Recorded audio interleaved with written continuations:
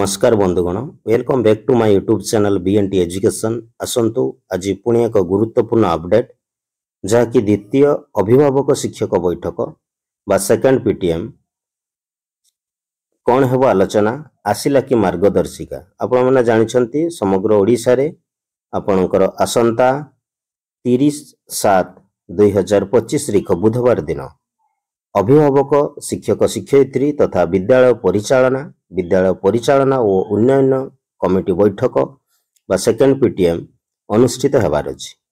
तेबे ओडिशा विद्यालय शिक्षा कार्यक्रम प्राधिकरण पक्षर 27 आपणकर 22/7/2025 तारिख रे एक लेटर जारी करा जायछि जोथिरे आपणकर देखंतु स्पष्ट उल्लेख करा जायछि सब्जेक्ट रहिछि कोन द्वितीय अभिभावक शिक्षक शिक्षयित्री तथा विद्यालय परिचालना और उन्नयन कमिटी बैठक तारीख 30/7/2025 तारिख बुधवार। तेणु निश्चित भाव में आपणकर 30/7/2025 तारिख बुधवार दिन समग्र ओडिशा रे आपणकर प्राथमिक उच्च प्राथमिक एवं माध्यमिक विद्यालय रे निश्चित भाव में सेकेंड पीटीएम अनुष्ठित हेबो।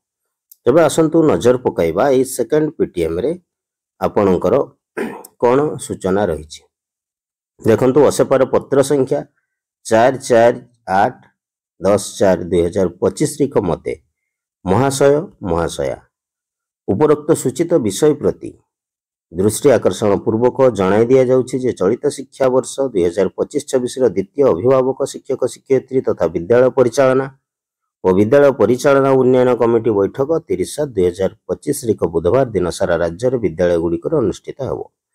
ए संबंध में पूर्वर प्रेरण करा जायथिबा उपरोक्त पत्रर निर्देशनामा अनुसार आपण माने कार्यक्रमटी को सुचारू रूपे संपादन करिवे एवं निर्दिष्ट फॉर्मेट रे तथ्य संग्रह करी राज्य प्रकल्प कार्यालय को पठाइबे। गोष्ठी और विद्यालय मध्य एक समन्वय स्थापन करी कार्यक्रमटी को पूर्व निर्धारित नियमावली अनुसार यथारीति संपादन करिवे।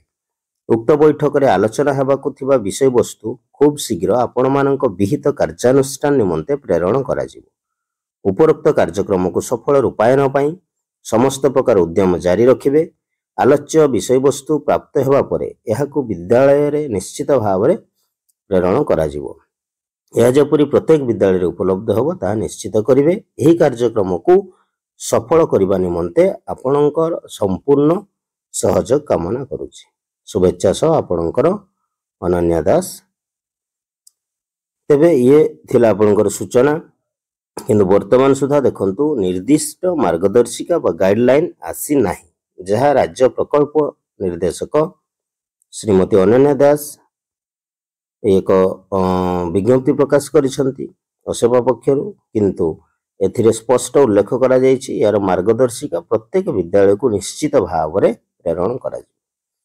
द्वितीय कथा रहिला आपणकर बैनर ए फॉर्मेट रे बैनर रहिबो एवं आपणकर सेकेंड पीटीएम अनुष्ठित होला परे ए फॉर्मेट रे आपण माने एक डाटा निश्चित भाव रे आपणकर कंसर्न सीआरसी को देबे।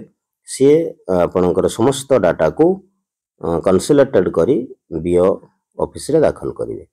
तेणु ये थिला एक गुरुत्वपूर्ण सूचना किंतु जते शीघ्र आपणकर मार्गदर्शिका आसीबो सर्वप्रथमे मो बीएनटी एजुकेशन माध्यम रे आपणकर सेकेंड पीटीएम रो मार्गदर्शिका निश्चित भाव रे पाइबे। आपण माने दीर्घ समय धरी मो चैनल सहित जड़ित थिबारु आपण मानको बहुत बहुत धन्यवाद।